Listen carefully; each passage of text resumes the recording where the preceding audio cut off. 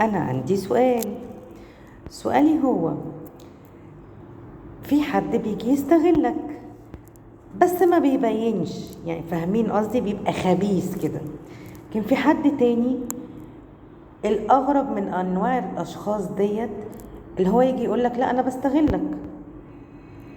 هو اداك حرية ايه؟ ان انت توافق او ترفض، انت عايز تتضرب على قفاك او لا.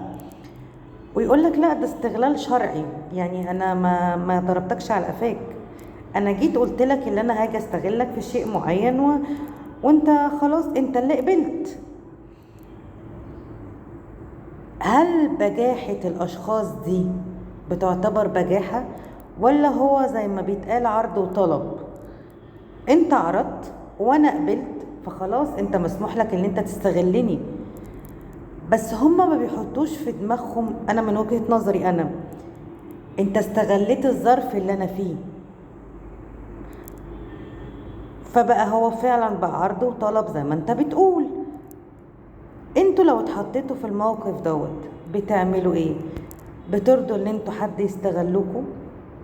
هستنى منكم الاجابة بسرعة.